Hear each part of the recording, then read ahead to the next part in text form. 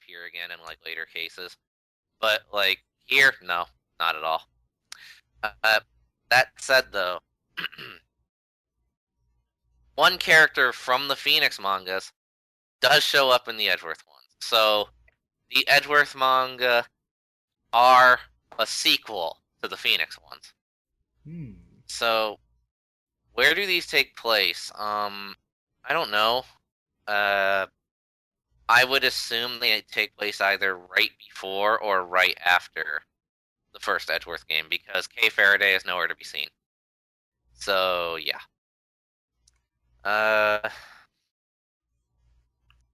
so what's notable then about this that hasn't already been said in the Phoenix manga? Because it does still follow the format of it, just kind of each chapter just kind of being a mystery, right? Yeah. So it's up to the reader to see if they can figure it out before Edgeworth does, which true to the games, I did for most of them.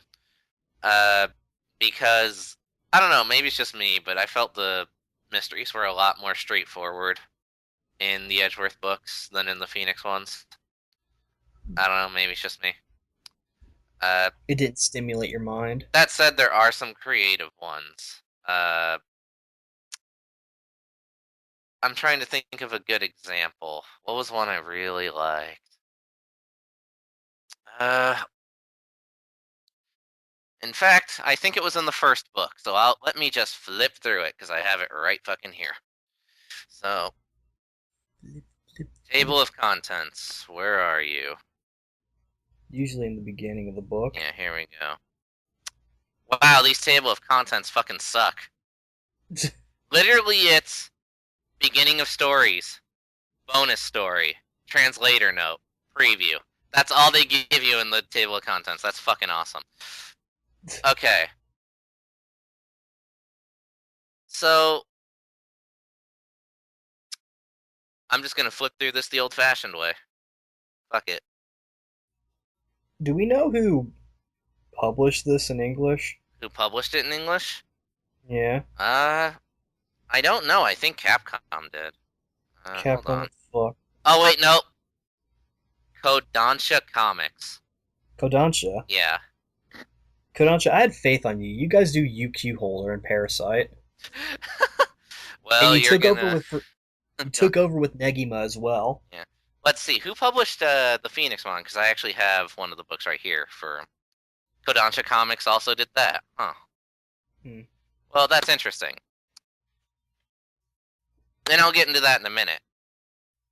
You're gonna be even more disappointed in them in just a second, Ryan. But Okay.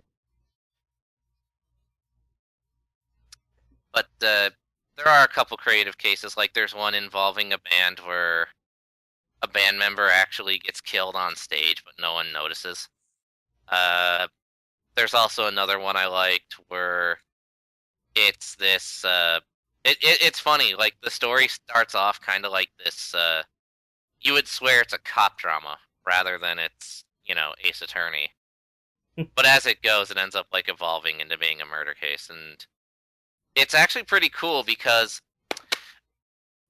that was the one I was thinking of actually that I was trying to recall the memories of, and my bad, that was in book 2, not the first one. But that one started off interesting to me because for the first, I think for the first time, or at least that I can recall in the series, assuming you count these as canon, which apparently Capcom helped write these things, so I would assume they're canon. Yeah. Uh, for the first time, our main character kind of arrives on the scene and he has fucking nothing to do.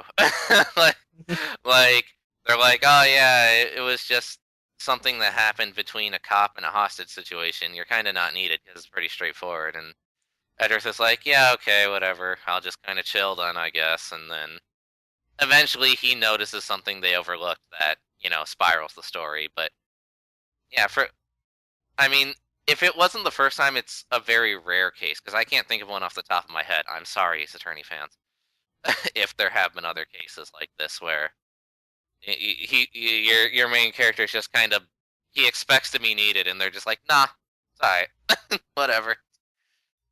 So, but so I mean, overall, the core stories are good.